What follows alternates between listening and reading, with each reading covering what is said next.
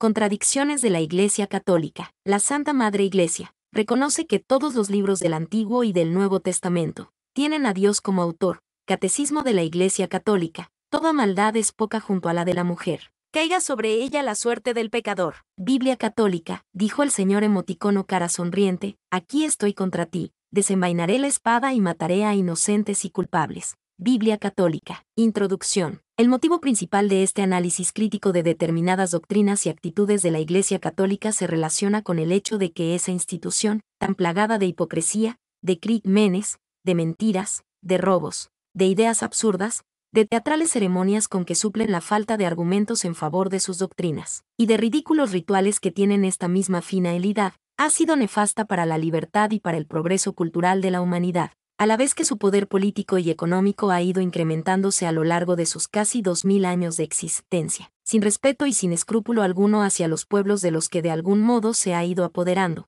aliándose con los poderes políticos a fin de embaucar con sus mentiras a gentes inocentes para dominarlas y despojarlas de sus bienes, con los cuales han obtenido un poder económico incalculable a pesar de que inicialmente se había presentado como la Iglesia de los pobres y a pesar de que Jesús, el supuesto Hijo del Dios de Israel, siempre criticó a los ricos, al menos según los Evangelios y según Hechos de los Apóstoles. En consecuencia y en relación con esta crítica, presentaré a continuación una serie de contradicciones doctrinales en que ha ido incurriendo la jerarquía católica a lo largo de los siglos, contradicciones que resultarán evidentes para quienes no hayan sido objeto de un lavado de cerebro especialmente intenso por el adoctrinamiento martilleante de dicha organización, y posean una inteligencia simplemente normal, acompañada de un sincero interés por la verdad, a pesar de reconocer que el avance hacia la verdad no siempre es fácil, pues, aunque somos animales racionales, también somos animales de costumbres y animales que tendemos a creer de modo irracional y por inercia aquello en lo que hemos sido adoctrinados durante nuestra formación cultural sufrida a lo largo de la infancia. Sinopsis general. Entre los temas fundamentales que trato en el presente trabajo,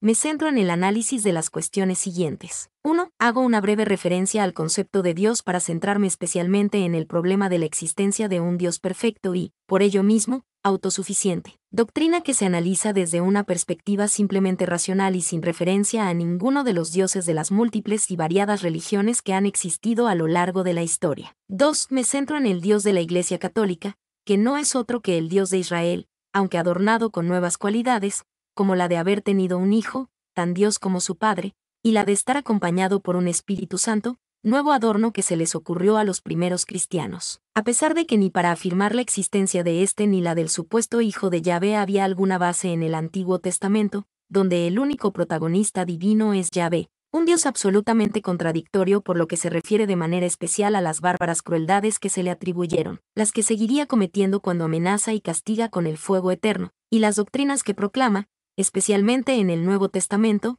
relacionadas con el amor y con el perdón al prójimo, a pesar de que sus contradictorias amenazas con el infierno siguen presentes en todo momento desde que a los sacerdotes de Israel o a los creadores del cristianismo se les ocurrió esta macabra doctrina. El Dios católico no es otro que el Dios de Israel, que en el Antiguo Testamento había aparecido simplemente como un Dios exclusivamente tribal, Yahvé, que de católico nada tenía, puesto que simplemente defendía a su pueblo, aunque no siempre, frente a los demás pueblos y a sus respectivos dioses, al margen de que, con la formación del cristianismo se dio a ese Dios una dimensión universal, pues desde entonces los dirigentes cristianos lo consideraron como el único Dios, que ya no estaba ligado exclusivamente a Israel por la alianza establecida con Abraham, sino a todo el género humano, doctrina que se contradice con la del Antiguo Testamento. Examinó la creencia en la existencia de un Dios único junto con la creencia en la de la existencia de muchos dioses, tal como queda reflejado en los escritos del Antiguo Testamento, supuestamente inspirados por el Espíritu Santo y considerados en el Catecismo Católico tan verdaderos como los del Nuevo. 3. Presentó un estudio acerca de Jesús,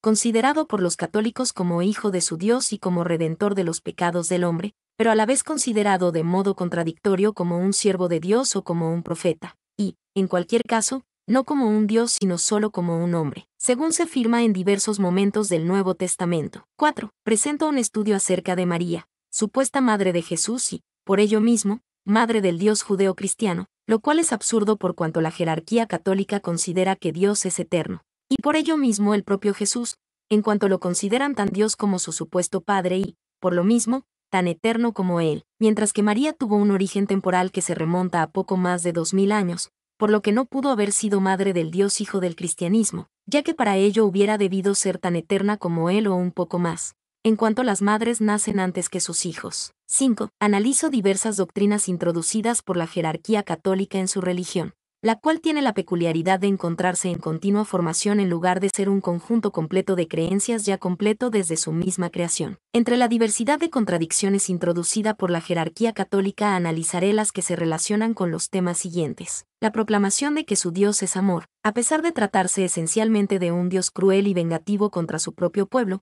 contra los enemigos de su pueblo y contra la mayoría de los seres humanos, a quienes habría predestinado al fuego eterno. La doctrina de la predeterminación humana, defendida a la vez que la del libre albedrío, a pesar de tratarse de ideas incompatibles entre sí. La doctrina que afirma la infinita misericordia divina, que se encuentra en contradicción con las crueles matanzas de Yahvé y con el castigo eterno del infierno, afirmados en la Biblia. La doctrina que afirma el castigo eterno del infierno, contradictoria con la de la redención o salvación del hombre respecto a sus teóricas ofensas contra su Dios.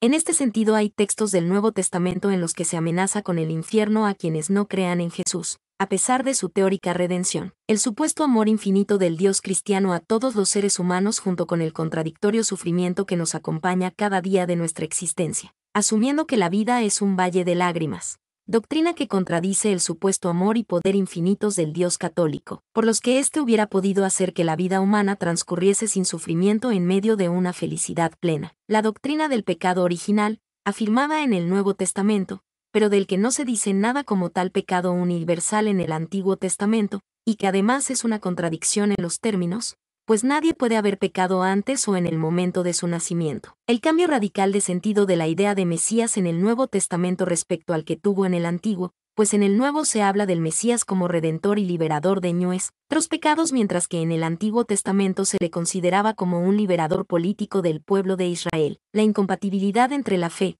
que implica aceptar como verdad algo que se desconoce que lo sea, y la veracidad, que implica la exigencia de rigor y sinceridad en la búsqueda de la verdad, aceptando como tal solo aquello que se sepa que lo es. Pero, como en las doctrinas del cristianismo se dice que sin la fe no hay salvación, al tiempo que en el 8º mandamiento de Moisés se exige no mentir, nos encontramos ante exigencias contradictorias. La virginidad de María, a pesar de haber tenido al menos 4 hijos varones además de Jesús, y varias hijas, según se cuenta en diversos pasajes evangélicos. La religión de Jesús, que fue la religión tradicional de Israel, en contradicción con la religión cristiana, creada después de la muerte de Jesús como una secta desgajada de la religión de Israel. La aceptación de la esclavitud, tal como se dio en el Antiguo Testamento y como siguió defendiendo Pablo de Tarso.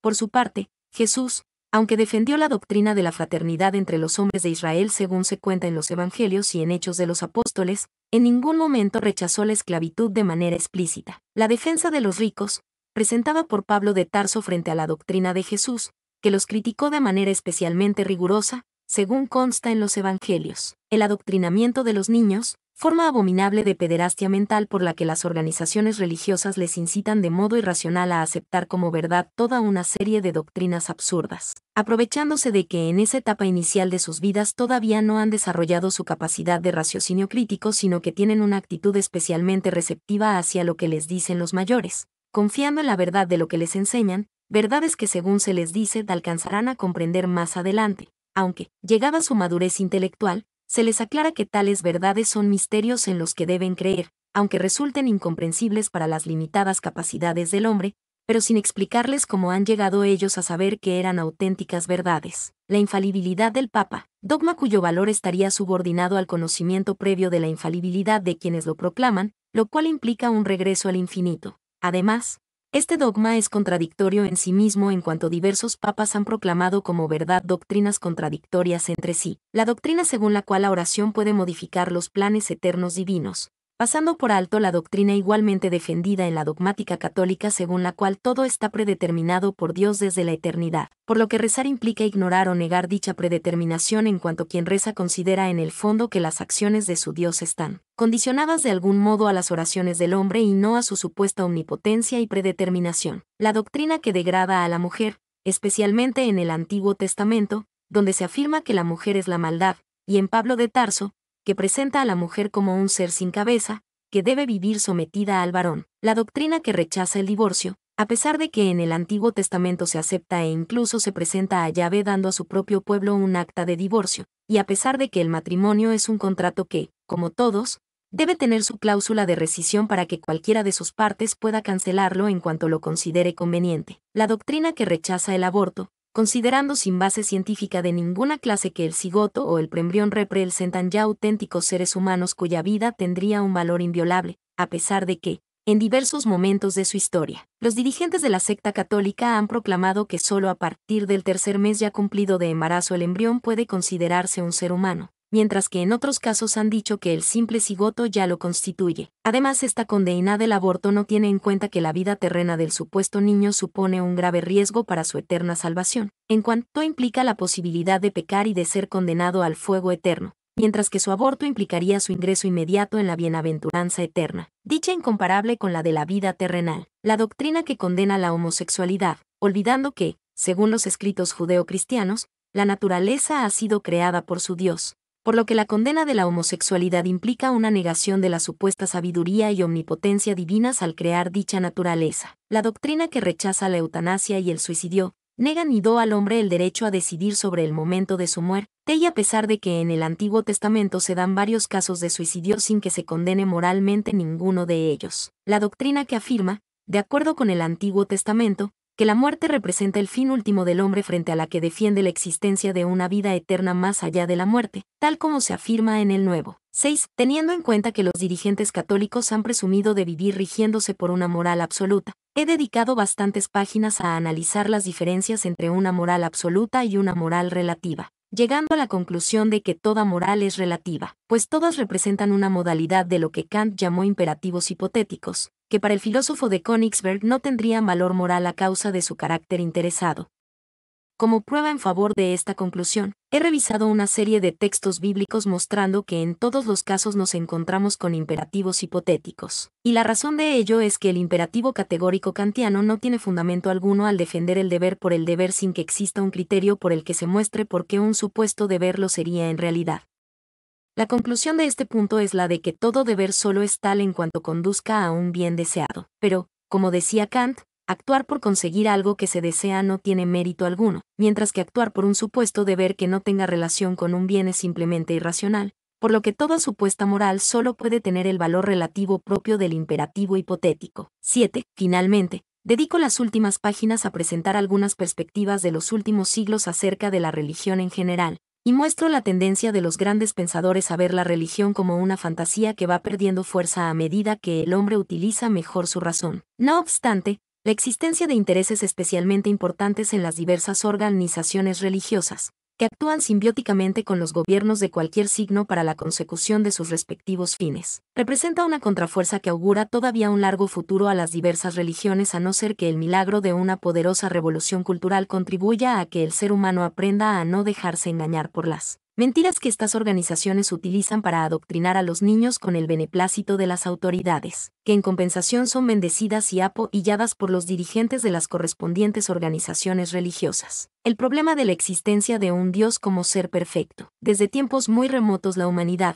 mediante su prodigiosa fantasía, ha ido creando una infinidad de seres especiales, dotados de poderes incomparablemente superiores a los de cualquier ser humano, pero, en cualquier caso, antropomórficos y caracterizados por los mismos deseos, necesidades y pasiones que caracterizan a los hombres. Seres dotados de poderes extraordinarios, buenos o malos, a los que se les ha llamado dioses, invisibles para la mayoría de los hombres y solo en supuesta comunicación con algunos, como hechiceros, videntes, profetas, sacerdotes, jugando todos ellos el papel de intermediarios con tales seres para transmitir sus mensajes a los miembros de su tribu o de su pueblo. La creencia en tales seres imaginarios ha servido al ser humano para sentirse protegido frente a los peligros de su existencia, pues, llevado de sus deseos y de sus temores, el hombre ha llegado a creer que podía ganarse los favores de estos seres mediante rituales y sacrificios a través de los cuales ha pretendido manifestarles su respeto, temor, admiración, amor, adoración y sumisión, a fin de conseguir la salud,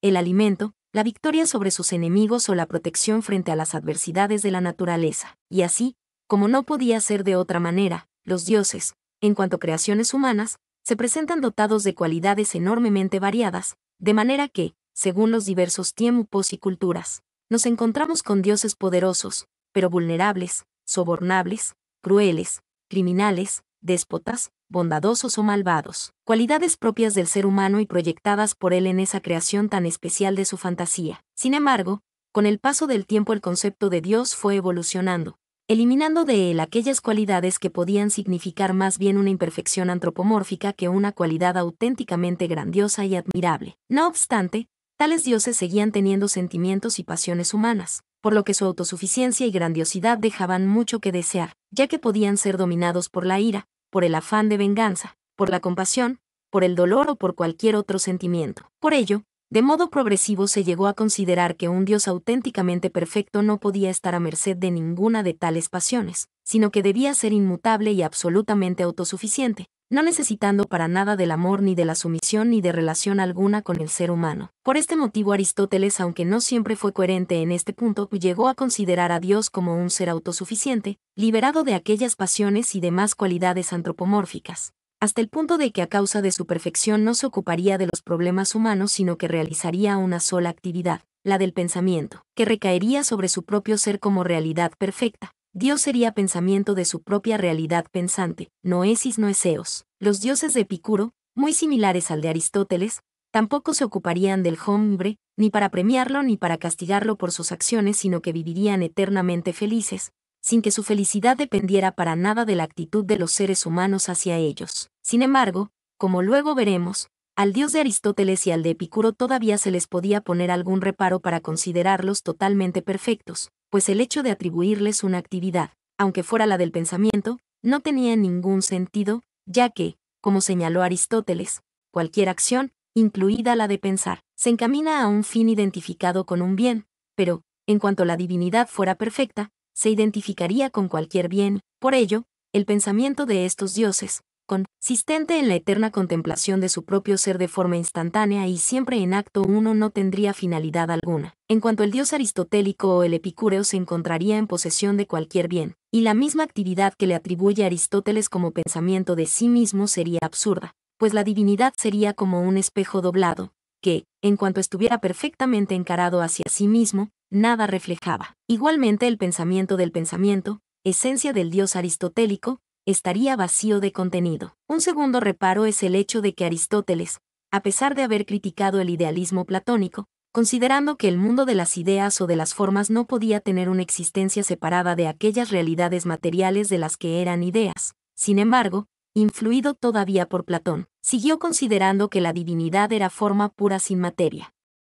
Frente a este punto de vista y de acuerdo con Hobbes, decir que Dios sea inmaterial viene a ser lo mismo que decir que no existe, pues, por mucho que pueda parecernos que el término inmaterial o espiritual designa un tipo de realidad ajena a la material, si reflexionamos acerca de qué puede querer decirse cuando se habla de realidades espirituales o inmateriales, observamos que solo podemos alcanzar un concepto negativo, que nos dice lo que no son pero nada más.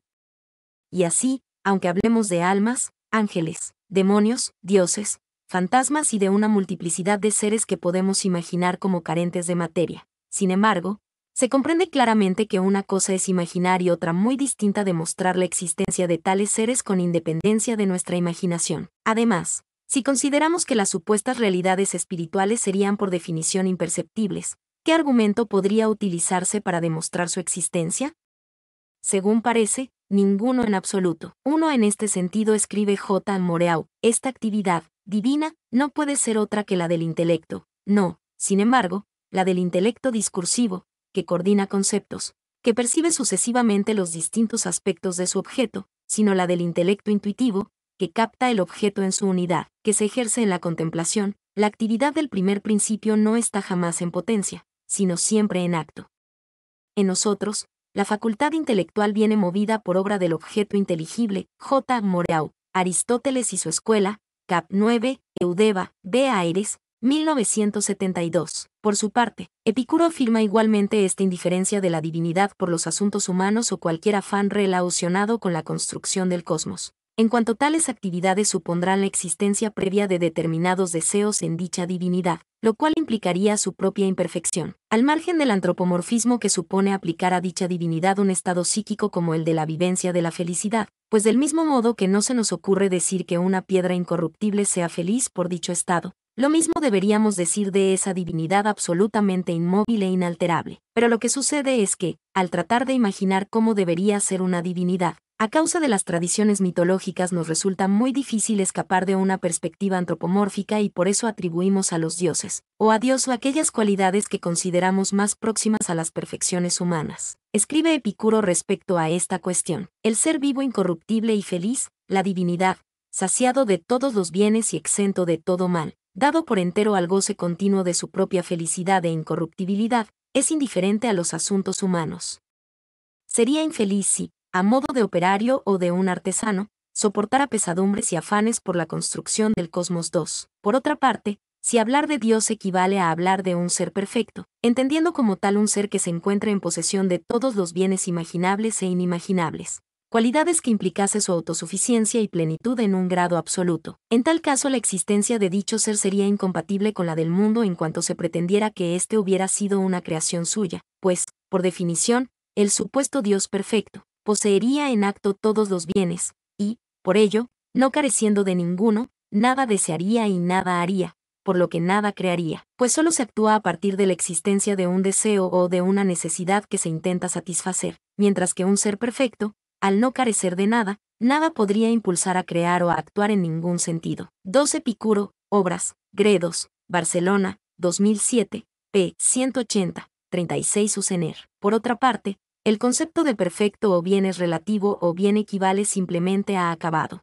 Es relativo si, desde una perspectiva como la platónica, hablamos de la mayor o menor perfección de una realidad en cuanto se asemeje más o menos a un modelo ideal, como un retrato respecto a la realidad que el artista haya querido plasmar. En relación con los intereses del hombre se puede hablar de un ser más o menos perfecto en cuanto sea más o menos similar a un héroe de ficción como Superman, el cual tendría perfecciones físicas muy superiores a las de cualquier hombre. Pero, tomado el concepto de perfección en un sentido absoluto y al margen de este relativismo de tipo platónico, no habría diferencias entre Superman y cualquier ser humano, cualquier hormiga o cualquier simple piedra. El mismo concepto de Dios como ser perfecto tendría un sentido relativista platónico a la vez que antropomórfico, pues el hombre habría ideado todo un conjunto de cualidades deseables y lo habría depositado en ese ser ideal, afirmando a continuación su existencia real.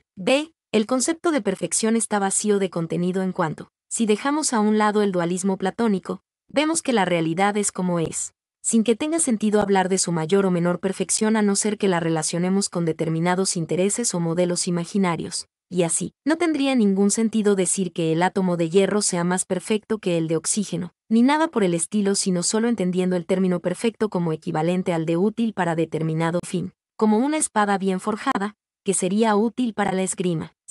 También se habla de perfección, en el sentido etimológico del término, como de algo simplemente acabado, pero en el fondo se trataría de un sentido relativo platónico, pues sería algo convencional el indicar cuando algo está acabado, especialmente si tenemos en cuenta que, según parece, la realidad está en continuo cambio y no existe un fin definitivo al que tienda, como si representase su perfección última y absoluta. Parece que, de acuerdo con la tradición filosófica anterior, ni Aristóteles ni Epicuro consideraron que el cosmos hubiera sido creado por ningún dios sino que su existencia era eterna. No obstante, pudieron haber llegado a esta misma conclusión partiendo de la perfección de su Dios, en cuanto no tenía sentido que éste, siendo perfecto, hubiese creado realidades imperfectas, abismalmente alejadas de su propia perfección. Por lo mismo, al final de la primera parte de este trabajo llegó a la conclusión de que el Dios creador judeo-cristiano es contradictorio, en cuanto tal concepto va asociado al de un ser que no solo crea el mundo sino que además interviene continuamente en él y en los asuntos humanos. Además,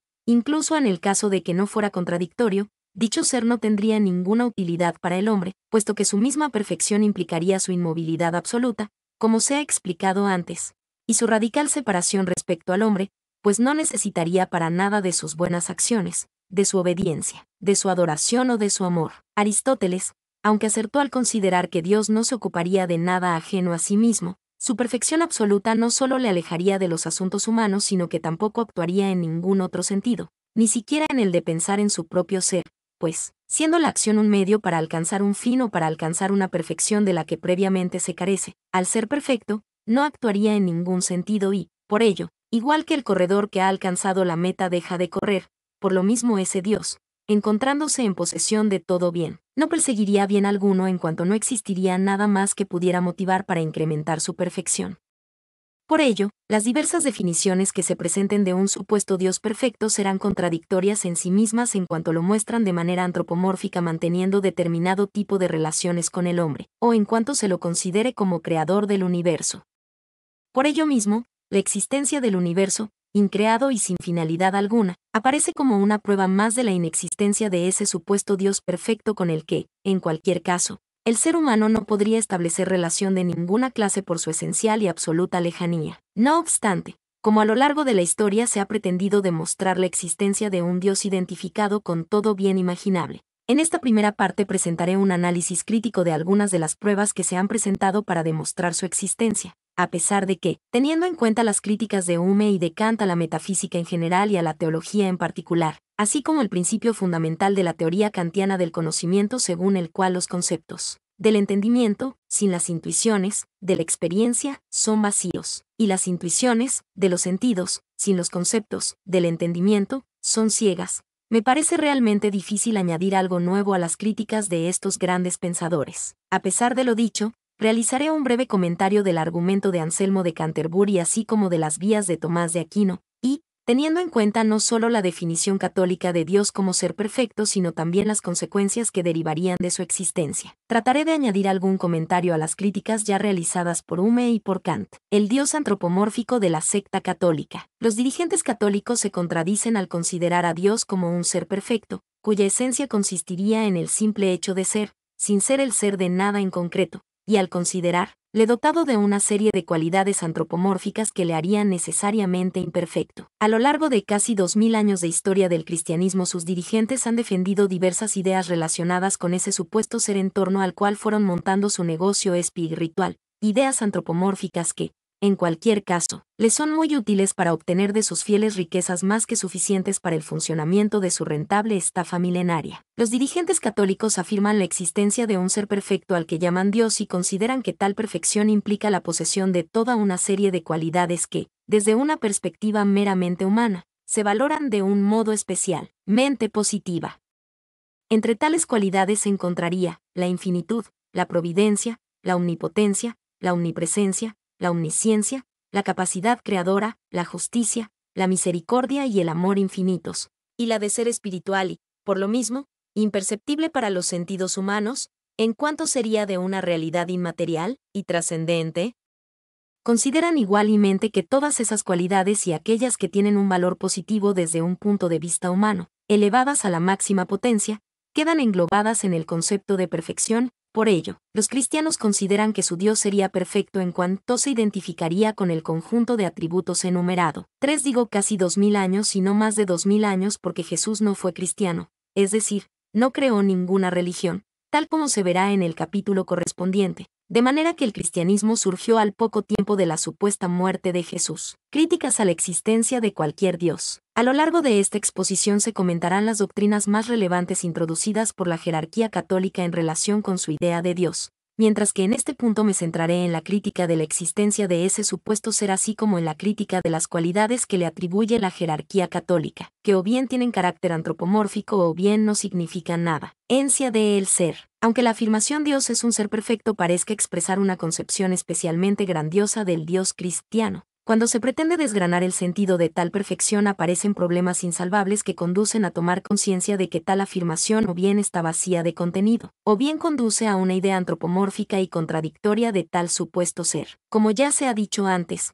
desde el punto de vista etimológico el término perfecto, del latín perficere, significa acabado, completo, y, así, decir que Dios es un ser acabado o completo no nos permite aclarar, ni mucho ni poco, qué quiere decirse con tal expresión, pues de todas las cosas podemos decir que son acabadas o completas en cuanto todas son lo que son, aunque no hayan llegado a ser aquello que pretendamos que sean o que puedan llegar a ser. Un edificio a medio construir es algo acabado en cuanto edificio a medio construir, aunque no lo sea como edificio habitable. Un edificio habitable es perfecto en cuanto habitable, pero no lo es en cuanto edificio en ruinas.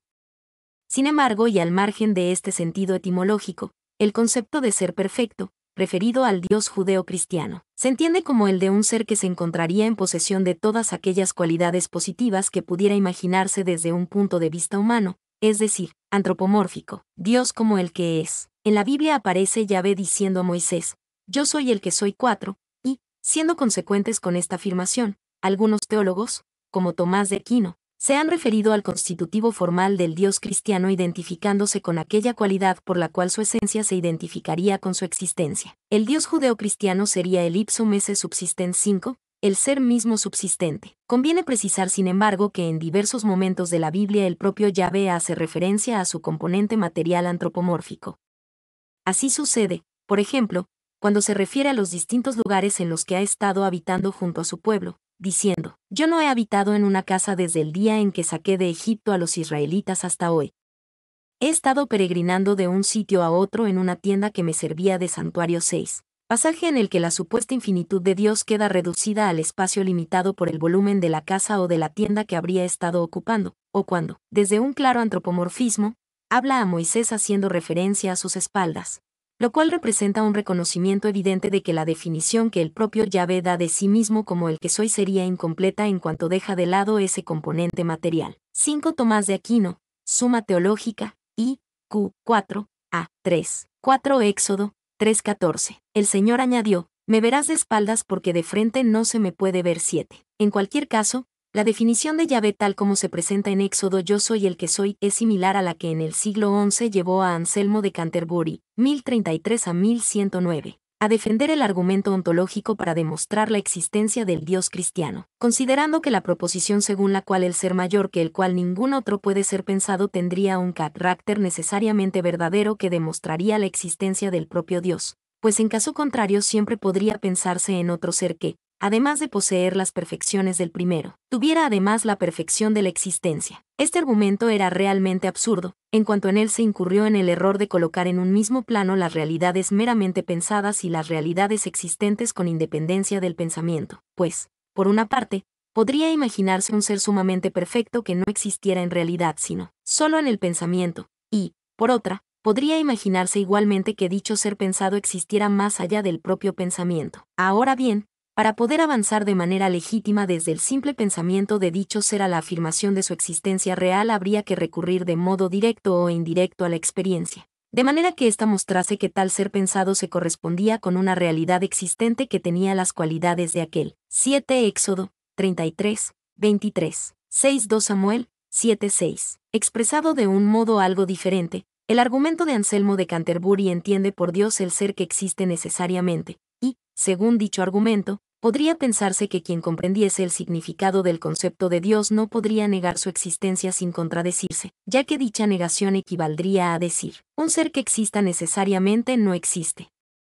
Sin embargo, el defecto de este planteamiento radicaría en que comenzaría dando por hecho que hubiera un ser cuya existencia fuera necesaria, lo cual implicaría ya un appetitio principii. Por ello, la afirmación anterior es en realidad una trampa lingüística que queda en evidencia desde el momento en que, como ya señaló Kant, comprendemos que para poder afirmar con pleno derecho la existencia de cualquier supuesta realidad es preciso contar de manera directa o indirecta con la experiencia de dicha realidad, de manera que la mente por sí misma solo puede darnos ideas o mundos fantásticos, pero no el conocimiento de realidades existentes por sí mismas con independencia del pensamiento. Por ello mismo, todavía en el siglo XI el monje Gaunilón objetó a la doctrina anselmiana que con una argumentación semejante igual podría demostrar la existencia de las islas afortunadas en cuanto, si no existieran, no serían afortunadas. El argumento anselmiano carecería de sentido además en cuanto a hablar de una esencia que se identifica con la existencia equivaldría a hablar de la existencia,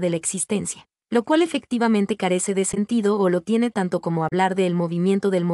o como afirmar que el movimiento se mueve, frase que, por muy analítica que pueda parecer, es absurda en cuanto el concepto de movimiento es aplicable a realidades de carácter físico que se mueven pero no al propio concepto de movimiento en sí sin referencia a una realidad móvil. Por lo mismo, la afirmación según la cual la esencia, de Dios, se identifica con su existencia equivaldría a la afirmación la existencia existe, proposición aparentemente tautológica pero realmente absurda, en cuanto la existencia se afirma de realidades existentes, pero no de la propia existencia. Mi nombre es Demim, soy tu asistente personal. Mi sitio en internet es demim.es.tl.